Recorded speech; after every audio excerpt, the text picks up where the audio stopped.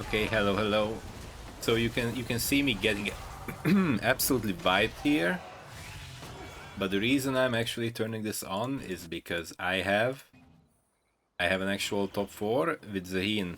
That means that is the last thing. Whatever. It's back. Okay, so that's the last thing for the Lorefinder or Lorekeeper, Lorefinder, I think. Yeah, is the last thing, and yeah. Somehow I managed to steal back enough HP with the Aatrox. You know, the 2 Darkin, so I managed to go top 4. But I have fallen off.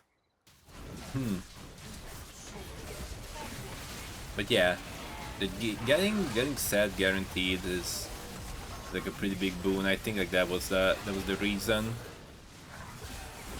what actually, put me into top 4. It's a struggle though.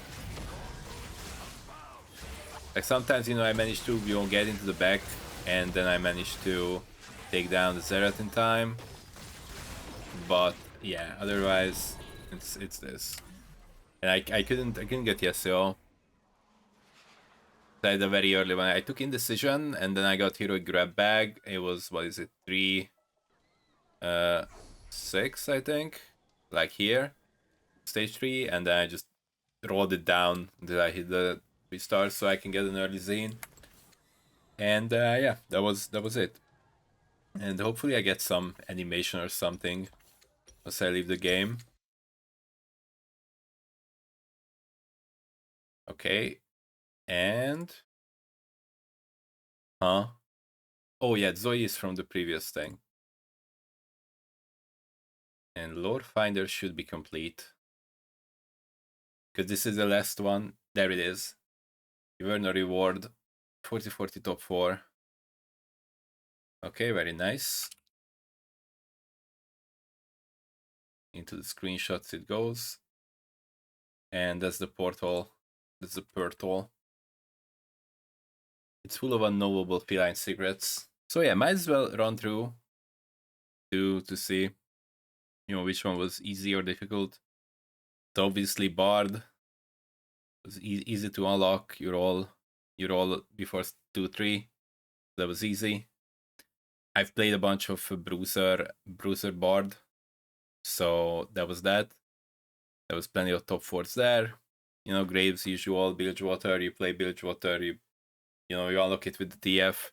You played Bilgewater. You probably have this top 4. Orianna same here, I guess. It was easy. So like I think I would rather go and say which one was relatively difficult to get. Like these are, all of these are easy enough to 1 to unlock and 2 to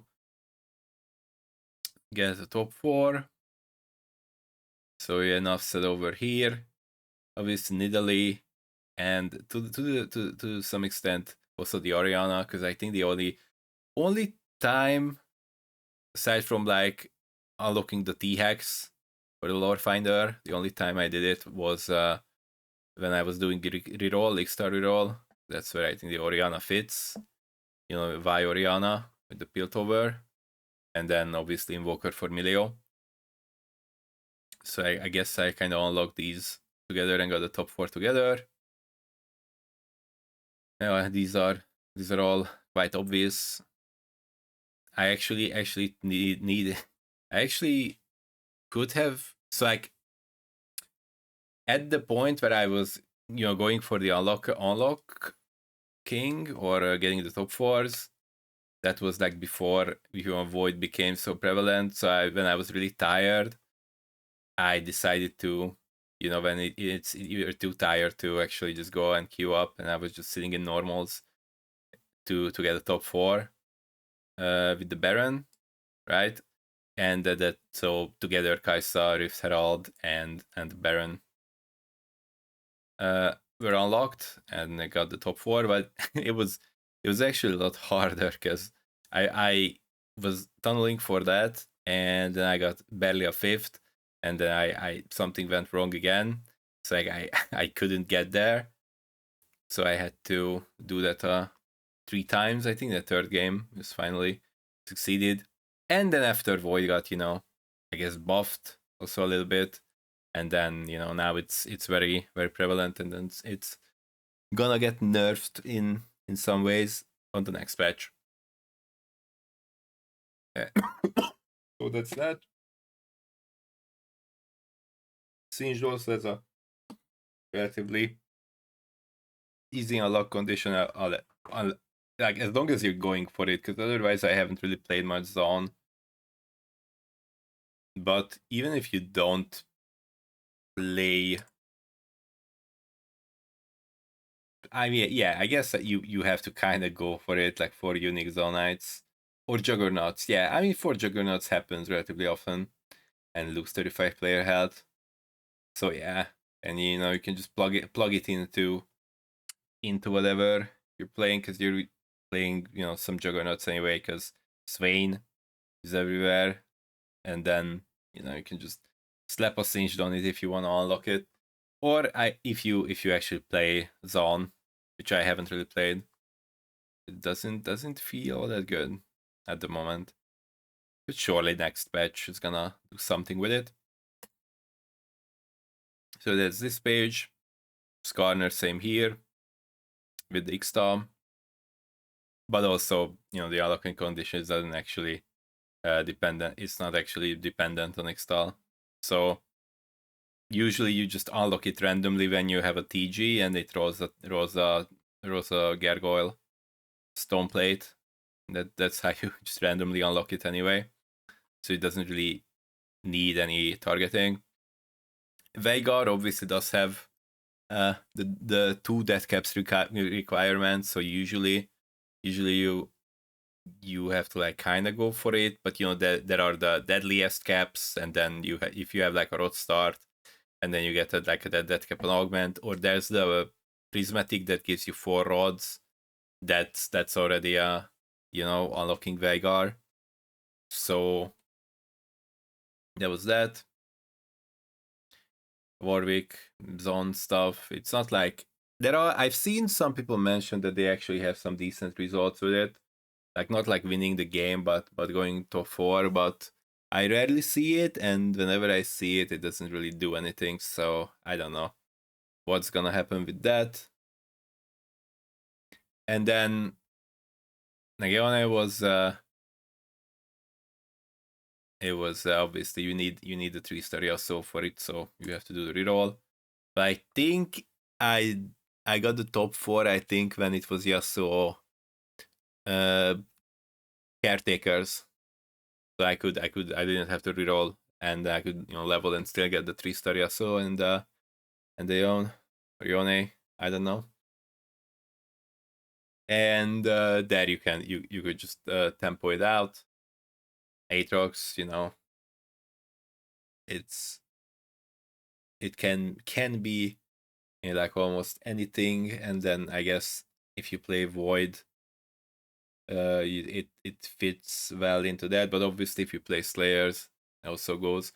But honestly, I don't know how I feel about the Aatrox, because I remember that yesterday I actually got Aatrox 2 on 8, and the issue was that it was so basically everything else died before the Aatrox could die, and then it just obviously died, revived, and died again, and then my whole team was already gone.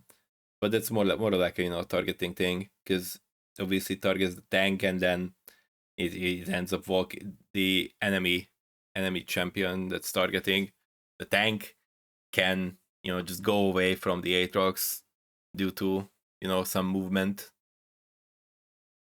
situations, and then Aatrox should be, even if you put it in a place where it would supposedly go down easily or get the revive triggered, it still 3 item 2-star Aatrox was just too tanky, and everything else died before Aatrox could. But it just happens relatively naturally. Galio, it actually took me quite a bit, because I was trying to do the vertical, but somehow I just couldn't get a top 4 with it. So yeah, that was a bit harder than I expected it to be, or a bit harder than it would be for other people. But eventually you play enough. It just happens when you have a good Demacia start. Mel, I played a lot of Mel earlier, not about but not these days. I say these days, but it's not like the set was out for that long. But it was out long enough so the meta could shift around, shift away. I don't know. It just feels like it doesn't, like, by the time, like, when I'm in the position to unlock it, and then it's kind of awkward because who use the items that the Mel would like, and then LeBlanc is, I guess the one of the issues is that maybe LeBlanc is not that great, and then I don't really know who else would hold the items for Mel. So that is an interesting thing. And then I feel like when I get to a point, usually when I get the 2-star Ambessa, then I'm already kind of struggling. At least my experience was when I was playing Noxus, that I just ended up being in danger already, danger of being eliminated soon. And then I pushed to 8, and then I had some amount of gold, and I rolled, and then it takes like even like 2 or 3 turns to get the actual upgrade on the Ambessa 2, and then sometimes it doesn't die if you're facing someone weak. But then if you intentionally want try to make it so that it dies, then you might lose terribly. So it's kind of interesting. And then you unlock the Mel, and then the Mel needs a bunch of time to actually give the radiant item. I think it happened one time so far, the entirety of the set for me, that I was able to unlock the Mel. Wait, not the Mel, unlock the radiant item when Mel finishes the quest, I guess you could say. So yeah, obviously set, very easy to unlock, was very easy to top 4. T-Hex, obviously had to go for it, but yeah, I managed to get it on the first try. I think the top 4, but it just doesn't feel all that natural to go into it, right? Because then you don't want to roll, so you just hope that you natural everything that you need. But then when you don't natural it, and then you're like, okay, like if I roll a lower level, then I have better odds on hitting the upgrades. But generally, you would like to have like a start when you have the 3, the 3 built over to unlock the Oriana early, and then you just sit there and then natural them, and then when you roll a little bit and then hit the Loris too, and then I think that's so that's 8 if you hit all of those, and then you need a Seraphine. So yeah, but sometimes you have something interesting when you can get like a Caitlyn tree or something. And I've also seen someone do the probably with augments that would help it make more sense. I think it was like prismatic ticket, and they just rerolled, and then they hit the early T-Hex, and that was pretty cool. But I think without prismatic ticket, that would just be super doomed. You just not hit early enough, or you would not be able to have enough gold then to do anything. I don't know. But yeah, that can be fun if you get prismatic ticket. So Tom Kench, enough said. Bilgewater was strong for long enough to get a top 4. I mean, it's still strong. I just don't replay it in the past week or so, I think, since the change. Trash, it's basically like a guaranteed unlock as long as you live long enough, and it's pretty fun champ. Feel like, but obviously you need the early Viego to be able to start stacking the souls It's nice. Volibear. There are the threads about the optimal or ideal Volibear unlocking with like Warmogs and like what Bruiser or Freljord or what sort of breakpoints you need to get the Volibear. More, deterministically, so that you can count on it. But obviously, it's quite easy to unlock the Volibear when you play the Void, which I've played a lot lately. Because like you have the Rift Herald 2-star with belt items. I don't even know if you necessarily need like Warmogs on it, or if or the other stuff is enough, like Spirit Visage, and then like other tank items that also give some amount of HP. But usually when I get to 8 with that, and then I have Rift Herald 2-star, and I put in a Bruiser that usually unlocks Volibear. Aside from one or two edge case scenarios, it's like Volibear. But I've already gotten the top 4 earlier when I was playing the Bruiser Bard a lot, because obviously that just it's pretty easy to unlock, because like you're going for like Scion 3 with stacking HP and whatnot. So if you actually are able to get to 8, then you unlock the Volibear. So that was easy. Obviously, Zeratism is I guess it's kind of hard to like really go for it deterministically, or rather, it's like there are situations. Obviously, the easiest it is to unlock if you somehow happen to be you got Azir and then you have a win-loss or lose-win, and then you can like deterministically get it. Like lose-win, I guess, is easier, because if you lose-win, then you can guarantee to lose much easier than you can guarantee to win. And then you unlock it, and it's pretty strong. So obviously, I like it when I'm actually able to unlock it. But usually, when I play Azir, I end up unlocking like a Nasus and Renekton a lot more often, because obviously you unlock one, like you need to lose like you need to win 2 with the Renekton, I think, at the start. I can even check, like I don't have to think about it, right? So Renekton is 2, 4, and 5. Yeah, so it's like you usually either unlock Renekton with 2 wins, or unlock Nessus with 2 losses, or if you have like 1 lose, 1 win. So like you're unlocking one of the 2, but ideally, if you get this year, then you should be like relatively. So like if you get this year and then you unlock one of these, then you should be like relatively strong. And then obviously that makes it hard to like, build reliably lose win, or the other way around. It's like 3 is relatively easy to happen if you have the window, but the 5 and the 6 is obviously hard to unlock. But I mean that's the whole point why they actually go up. Otherwise, it would be a bit too OP. So yeah, Ziggs. Just when I was playing Yordle, it happened, but I did not like super enjoy it. I don't even know exactly what it does properly. Asol. I think I actually did this one in normals as well.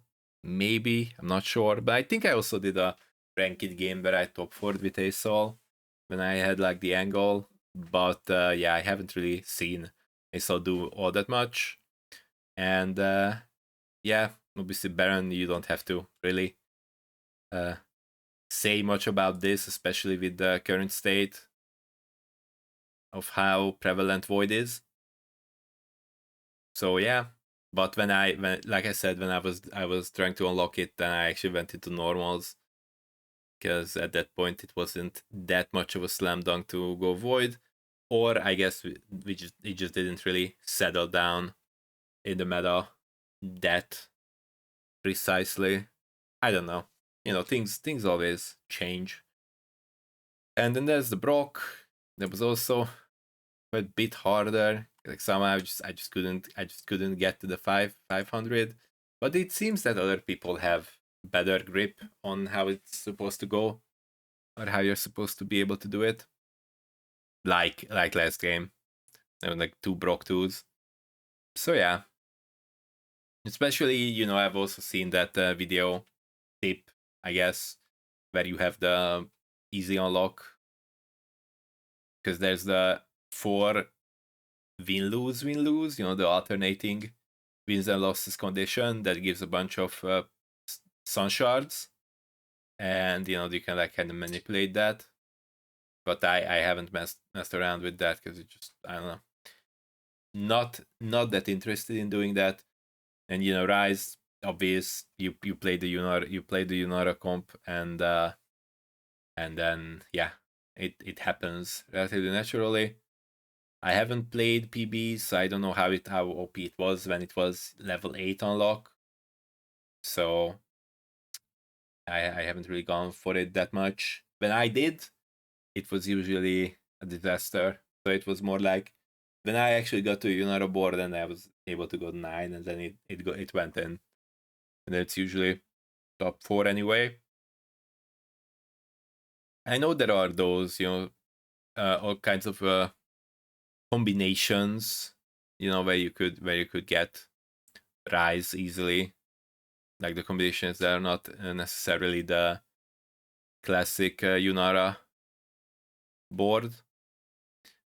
But yeah, I think that's pretty interesting. There are like some ideas, you know, when you can like play your those, and then you can easily unlock the Kabuko and the cannon, and then you have, you know, Varmus Kabuko 2, and then you can easily unlock the Volibear, and then so it's like it kind of makes good use of the unlocking conditions. I think that's pretty cute, but I haven't really messed around with it. And you know, Silas is just the Arcanist stuff, which I again haven't played all that much.